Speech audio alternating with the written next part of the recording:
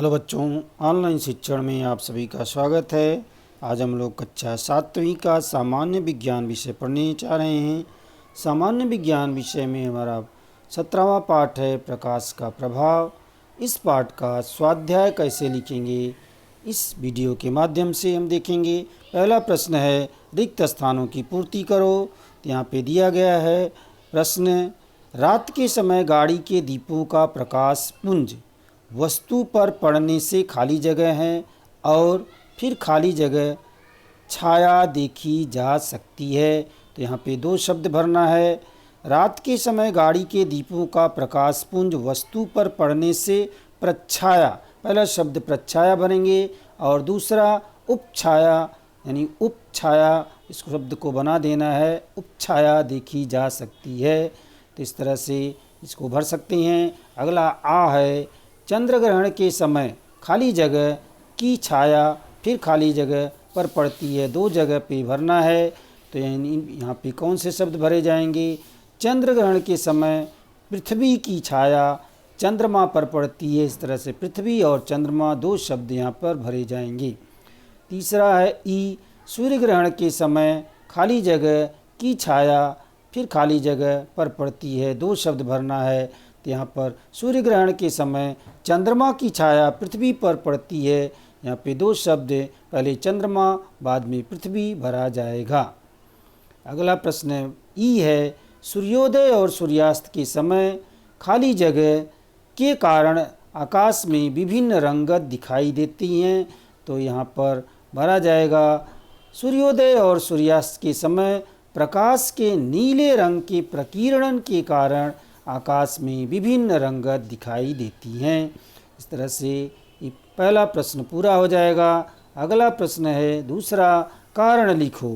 पृथ्वी के वायुमंडल के पार अवकाश काला दिखाई देता है, क्यों दिखाई देता है इसका कारण लिखना है। इसका उत्तर हम लिखेंगे, वायुमंडल के पार हवा न होने के कारण, वायुमंडल के पार हवा नहीं है हम जानते हैं, वायुमंडल के पार हवा न होने के कारण प्रकाश का प्रकीर्णन नहीं होता है, इसलिए वायुमंडल के पार अवकाश काला दिखाई देता है।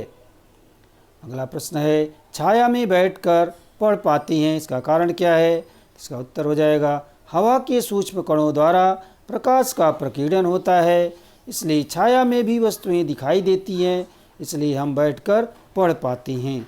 नेक्स्ट प्रश्न है ई, खुली आँखों से सूर्य ग्रहण नहीं देखना चाहिए। इसका उत्तर है, सूर्य ग्रहण के समय हानिकारक पराबैंगनी किरणें पृथ्वी तक आती हैं, सूर्य ग्रहण को सीधे खुली आँखों से नहीं देखना चाहिए।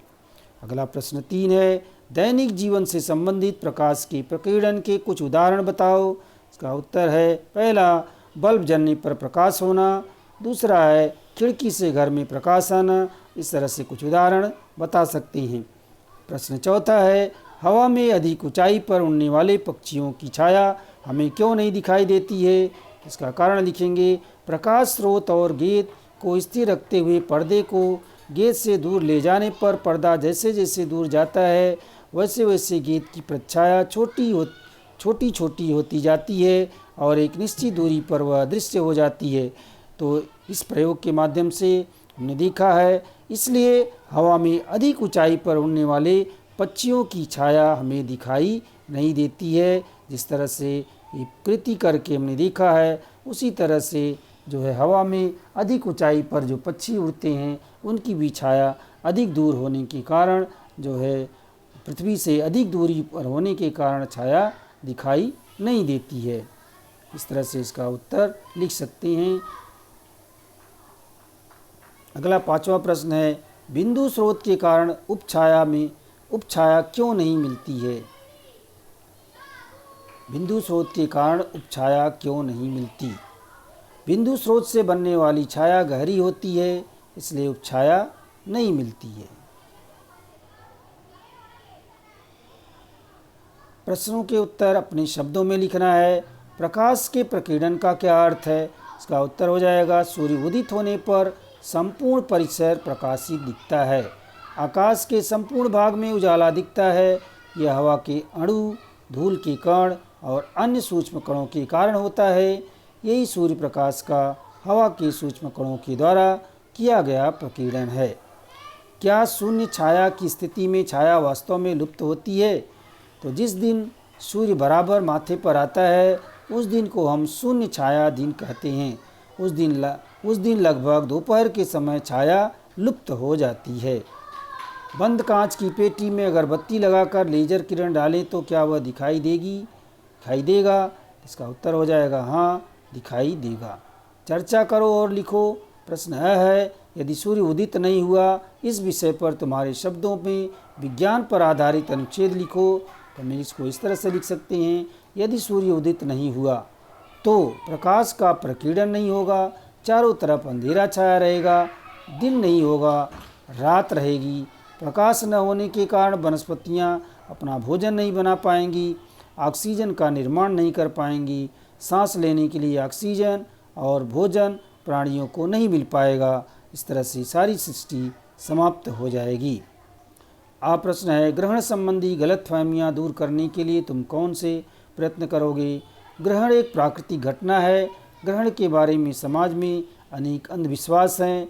इन्हें दूर करने के लिए लोगों को ग्रहण का वैज्ञानिक कारण बताएंगे, जिससे जो है लोग जागरूक होंगे। अगला प्रश्न 7वां है, जो ई है, इसका विभिन्न ग्रहण और उस समय की स्थिति बताना है। विभिन्न ग्रहण और उस समय की स्थिति। पहला है सूर्य ग्रहण।